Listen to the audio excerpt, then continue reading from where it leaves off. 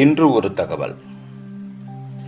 ஜூலை 15 கர்ம வீரர் காமராஜர் பிறந்த தினம்.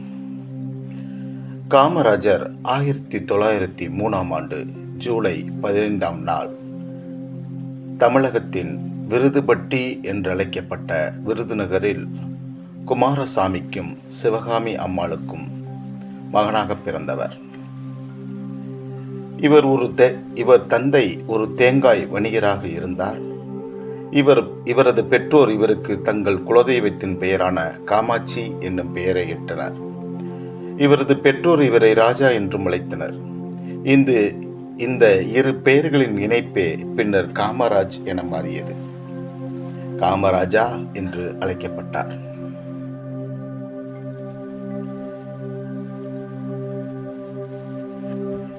காமராஜர் இந்திய விடுதலை போராட்ட வீரரும் அரசியல்வாதிகளில் ஒருவருமாவார். இவர் 13 ஏப்ரல் 1954 முதல் அக்டோபர் 2, 1963 வரை 9 ஆண்டுகளுக்கு மேலாக தமிழகத்தின் முதல்வராக பதவி வகித்தார். 1964 முதல் 1967 வரை இந்திய தேசிய காங்கிரசின் தலைவராக பணியாற்றினார். லால் பகதூர் சாஸ்திரி, இந்திரா காந்தி ஆகியோரை பிரதமர், இந்திய தலைமை அமைச்சர் பதவிக்கு உயர்த்தப்படுவதற்கு காரணமாக இருந்தவர் காமராஜர் அவர்கள். இதன் காரணமாக 1960களில் இந்திய அரசியலில் இவரை கிங் மேக்கர், அதாவது அரசர்களை உருவாக்குபவர் என்று அழைக்கப்பட்டார். பின்னர் இவர் நிறுவன காங்கிரஸ் கட்சியின் நிறுவனராகவும் தலைவராகவும் உயர்ந்தார்.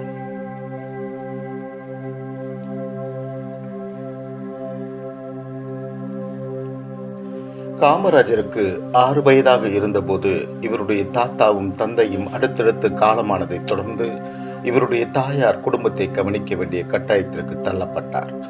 இவர் தனது 12 வயதில் பள்ளி படிப்பை விட்டுவிட்டு தனது தாய்மாமா நடத்தும் துணிக்கடையில் வேலைக்கு சேர்ந்தார். பழங்கால தற்காப்பு கலையான சிலம்பம் கற்றுக்கொண்டார். காமராஜர் 13 வயதிலிருந்தே பொது நிகழ்வுகளிலும் அரசியலிலும் ஆர்வம் காட்டினார். தனது மாமாவின் கடையில் பணிபுரியும் போது சுதேசமித்திரன் தமிழ் நாளிதழை தொடர்ந்து ஆர்வத்துடன் படித்து வந்தார். காமராஜர் அன்னிபெசன்ட் நடத்திய தன்னாட்சி இயக்கத்தால் ஈர்க்கப்பட்டார்.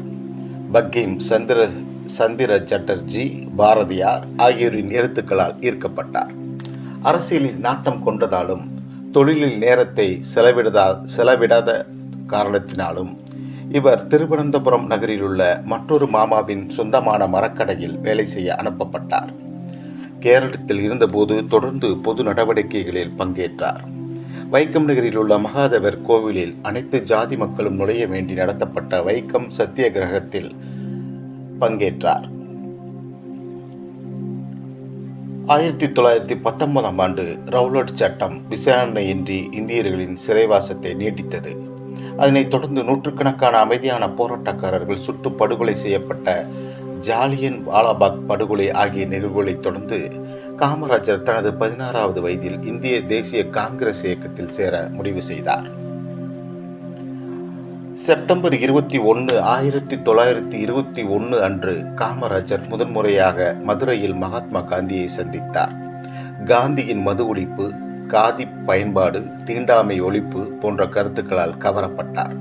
1922 காமராஜர் ஒத்துழையாமை இயக்கத்தின் ஒரு பகுதியாக வேல்ஸ் இளவரசர் வருகைக்கு எதிர்ப்பு தெரிவிக்க சென்னைக்கு சென்றார். பின்னர் விருதுநகர் நகர காங்கிரஸ் குழு உறுப்பினராக தேர்ந்தெடுக்கப்பட்டார். இவர் இந்திய விடுதலை இயக்கத்தில் சேர மக்களை தூண்டுவதற்காக காந்தியின் பேச்சுக்கள் அடங்கிய துண்டு பிரசுரங்களை விநியோகித்தார். அடுத்த சில ஆண்டுகளில் காமராஜர் நாக்பூரில் நடந்த கொடி சத்தியாகிரகம் மற்றும் சென்னையில் நடந்த வால் சத்தியாகிரகம் ஆகியவற்றில் கலந்து கொண்டார்.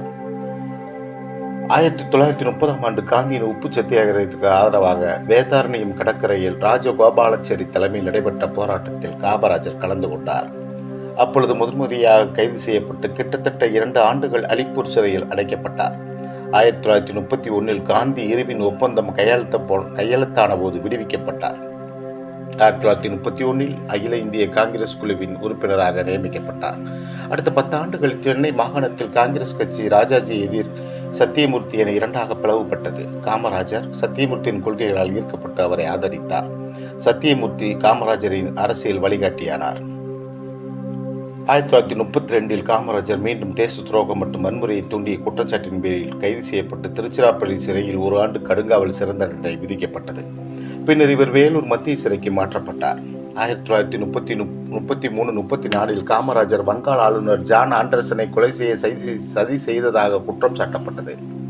கொலை செய்வதற்கான ஆயுதங்களை வழங்கியதற்கான தகுந்த ஆதாரங்கள் இல்லாததால் 1934 விடுவிக்கப்பட்டார். இது ஒரு பொய் வழக்கு. 1933 ஜூன் 23 விருதுநகர் நகராட்சி தேர்தலில் போட்டியிட்ட காமராஜர் எதிர்க்கட்சியினால் கடத்தப்பட்டார். பசும்பொன் முத்துராமலிங்க தேவர் முயற்சியால் மீட்கப்பட்டார். அக்காலத்தில் வரி செலுத்துவோர் மட்டுமே தேர்தலில் நிற்க முடியும் என்கிற சட்டம் இருந்தது. எனவே காமராஜர் பேரில் வரிகட்டி ஒரு ஆட்டுக்குட்டியை விலைக்கு வாங்கிய முத்துராமலிங்கம் அவர் தேர்தலில் நிற்பதற்கு உறுதுணையாக இருந்தார். 1933 செப்டம்பர் 21 விருதுநகரில் உள்ள அஞ்சல் நிலையம் காவல் நிலையங்களில் குண்டு வெடித்தது. நவம்பர் 9 காமராஜர் குண்டுவெடிப்பில் ஈடுபட்டதாக உள்ளூர் காவல் ஆய்வர்கள் எதிர்ப்பை மீறி கைது செய்யப்பட்டார். இந்திய காவல்துறை அதிகாரிகளும் பிரித்தானிய அதிகாரிகளும் சேர்ந்து பல தந்திர வழிகளில் துன்புறுத்தலில் ஈடுபட்டு வழக்கில் காமராஜரின் ஒப்புதல் வாக்குமூலம் பெற முயற்சித்தனர். நீதிமன்றத்தில் காமராஜர் சார்பில் வரதராஜுலு நாயுடு, ஜார்ஜ் ஜோசப் ஆகியோர் வாதிட்டு குற்றச்சாட்டுகள் ஆதாரமற்றவை என நிரூபித்தனர். வழக்கிலிருந்து விடுவிக்கப்பட்ட போதிலும் காமராஜர் இந்த வழக்கின் செலவுக்காக வீட்டை தவிர மூதாதிரி சொத்துக்கள் பெரும்பாலானவற்றை விற்க நேரிட்டிருந்தது. 1934 இந்திய பொதுத் தேர்தலில் காமராஜர் காங்கிரசுக்கான பரப்புரைகளை ஏற்பாடு செய்தார். 1936 சென்னை மாகாண காங்கிரஸ் குழுவின் பொதுச் செயலாளராக நியமிக்கப்பட்டார். 1937 சென்னை மாகாண சட்டசபை தேர்தலில் சட்டசபை உறுப்பினராக தேர்ந்தெடுக்கப்பட்டார். 1940 காமராஜர் சென்னை மாகாண காங்கிரஸ் தலைவராக தேர்ந்தெடுக்கப்பட்டார். 1941 விருதுநகர் நகராட்சி தலைவராக தேர்ந்தெடுக்கப்பட்டார். 1942 காமராஜர் பம்பாயில் நடந்த அகில இந்திய காங்கிரஸ் கூட்டத்தில் கலந்து கொண்டு வெள்ளையனை வெளியேறு இயக்கத்திற்கு பிரச்சார பொருள்களுடன் சென்று வந்தார். 1943 சத்தியமூர்த்தி காலமானார். 1945 விடுவிக்கப்படும் வரை 3 ஆண்டுகள் சிறைக்காவலில் இருந்தார் காமராஜர். இவரை 6 முறை ஆங்கிலேயர்கள் கைது செய்தனர். ஏறத்தாழ 3000 நாட்களுக்கு மேல் சிறையில் அடைபட்டிருந்தார். 1946 காந்தியின் சென்னை வருகைக்கு பிறகு ராஜாஜி கட்சியின் சிறந்த தலைவர் என்றும் அவருக்கு எதிராக சிலர் செயல்படுகிறார்கள் என்றும் காந்தி எழுதினார். ராஜாஜி அரசியலிருந்து தற்காலிக ஓய்வு பெற்றார். 1946 சென்னை மாகாண சட்டப்பேரவை தேர்தலில் காங்கிரஸ் வெற்றி பெற்று ஆட்சி அமைக்கும் உரிமையை பெற்றது. தா. பிரகாசம் முதலமைச்சராக நியமிக்கப்பட்டார். சிறிது காலத்திலே காமராஜர் ஏற்பட்ட கருத்து மோதல் காரணமாக மாற்றப்பட்டு ஓமந்தூர் ராமசாமி முதலமைச்சராக நியமிக்கப்பட்டார். 1947 ஆகஸ்ட் 15 அன்று இந்தியா ஆங்கிலேயரிடமிருந்து விடுதலை பெற்றது. காமராஜர் இந்திய தேசிய கொடியை சென்னையில் சத்தியமூர்த்தியின் வீட்டில் ஏற்றினார். 1951-52 இந்திய பொதுத் தேர்தலில் ஸ்ரீவில்லிபுத்தூர் தொகுதியில் வெற்றி பெற்று இந்திய நாடாளுமன்ற மக்களவை உறுப்பினரானார். 1952 சென்னை மாநில சட்டமன்ற தேர்தலில் வெற்றி பெற்றது. காங்கிரஸ் வெற்றி பெற்றது. தனிப்பெரும் கட்சியாக உருவெடுத்தாலும் தனிப்பெரும்பான்மை இல்லாததால் ஆட்சி அமைக்க காமராஜர் விரும்பவில்லை. ராஜாஜியின் குலக்கல்வி திட்டத்திற்கு பெரும் எதிர்ப்பு கிளம்ப, அதே சமயத்தில் மொழிமாறி மாநிலங்கள் அமைப்பின் காரணமாக 1953 ஆந்திர பிரதேசம் பிரிக்கப்பட காங்கிரஸ் கட்சியின் உள்ளேயும் ராஜாஜிக்கு பெரும் எதிர்ப்பு கிளம்பியது.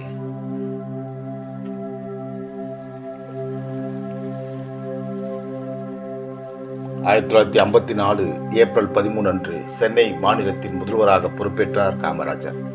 நாடாளுமன்ற உறுப்பினர் பதவியை விட்டு விலகி குடியாத்தம் சட்டமன்ற தொகுதி இடைத்தேர்தலில் போட்டியிட்டு வெற்றி பெற்றார். அப்பொழுது காமராஜருக்கு பெரியார், அண்ணாதுரை போன்ற பிற கட்சித் தலைவர்களும் ஆதரவும் இருந்தது. மாநிலத்தின் வளர்ச்சிக்கு உதவுவதற்காக இந்தியாவின் 5 ஆண்டு திட்டங்களை திறம்பட பயன்படுத்தினார் அன்றைய முதல்வர் காமராஜர் அவர்கள்.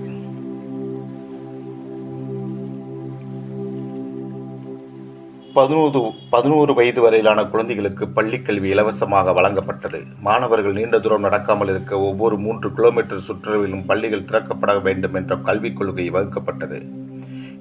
இதன் விளைவாக முன்பு மூடப்பட்ட ஏறத்தாழ 6000 பள்ளிகள் மீண்டும் திறக்கப்பட்டதுடன் 12,000 பள்ளிகள் புதியதாகவும் கட்டப்பட்டன. மாணவர் சேர்க்கை குறைவாக இருப்பதும் அவர்களுக்கு ஊட்டச்சத்து குறைபாடு இருப்பதும் கண்டறியப்பட்ட போது காமராஜர் இலவச மதிய உணவு திட்டத்தை விரிவுபடுத்தினார். பள்ளிகளில் சாதி வகுப்பு அடிப்படையிலான வேறுபாடுகளை களைய இலவச சீருடுகளை அறிமுகப்படுத்தினார். 1959 சென்னையில் அமைந்துள்ள இந்திய தொழில்நுட்ப கழகம் உட்பட பல புதிய உயர்கல்வி நிறுவனங்கள் காமராஜரின் ஆட்சி காலத்தில் நிறுவப்பட்டன.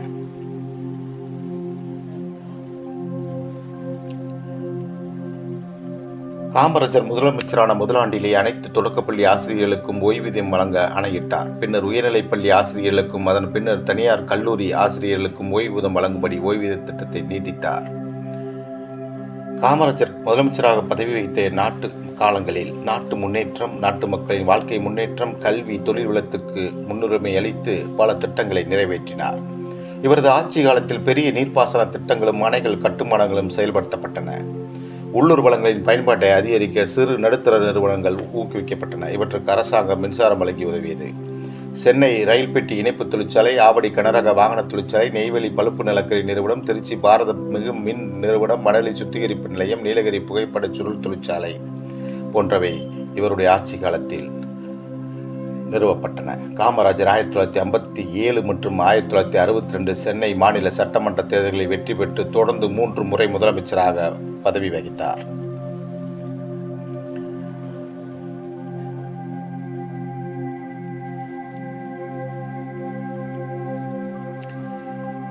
காமராஜர் எளிமைக்கும் நேர்மைக்கும் பெயர் பெற்றவர். காந்திய கொள்கைகளை பின்பற்றியவர். எப்பொழுதும் எளிமையான காதி சட்டையும் வேட்டியும் அணிந்திருந்தார். இதனால் இவரை மக்கள் அன்போடு கருப்பு காந்தி என்று அழைத்தனர். எளிய உணவுகளையே உண்டார். அரசின் சிறப்பு சலுகைகளை பெற மறுத்தார். தனது வாழ்க்கையின் பெரும்பகுதியை அரசியலில் செலவிட்டார். உறவுகள் மற்றும் குடும்பத்திற்காக அதிக நேரத்தை செலவிடவில்லை. காமராஜரின் மறைவுக்கு பின் 1976 இந்திய அரசு இவருக்கு மிக உயரிய விருதான பாரத ரத்னா வழங்கி சிறப்பித்தது.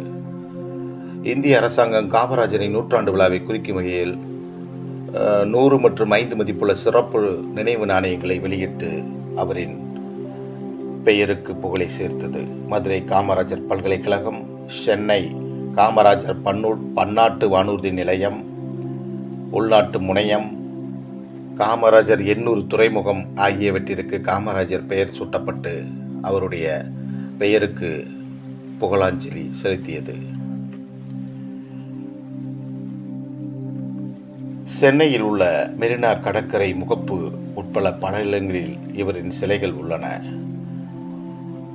இவர் கல்வி சாலைகளை அதிக அளவில் திறந்ததால் சென்னை கடற்கரையில் உள்ள 2 மாணவர்களை, அதாவது ஒரு சிறுமியரை அழைத்துச் செல்வதைப் போல அமைக்கப்பட்டுள்ள அந்த காமராஜரின் சிலையானது அவர் கல்விக்கு எத்தனைய பங்காற்றினார்.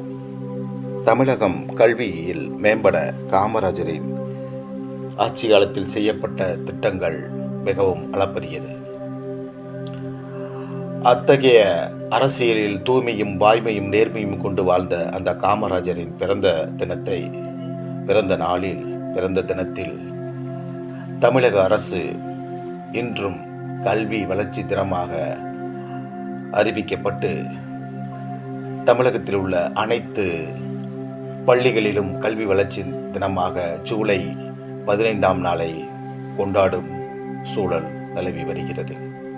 இது காமராஜரின் கல்வி கண்ணை திறந்த அந்த கர்ம வீரர் காமராஜரின், பெருந்தலைவர் காமராஜரின், உத்தமர் மாமனிதர் காமராஜரின் மகத்தான கல்வி சேவையை நினைவு கூறும் விதமாக உள்ளது. ஜூலை 15 இந்த நாளில் ஊராட்சி ஒன்றிய நடுநிலைப்பள்ளி வளையப்பட்டி போடி ஒன்றியம் தேனி மாவட்டமும் அவருடைய பிறந்த நாளில் அவருடைய ஈகையை, அவருடைய திறம்பட்ட அந்த ஆட்சியை, அவருடைய நல் உள்ளத்தை நினைத்து அவர் வழி நடப்போம், அவர் கொள்கைகளை பின்பற்றுவோம் என்று கூறி அவருடைய பிறந்த நாளில், அந்த கல்வி வளர்ச்சி தின நாளில் அவருக்கு பிறந்தநாள் வாழ்த்துக்களையும் தெரிவிக்கின்றோம். நன்றி, வணக்கம்.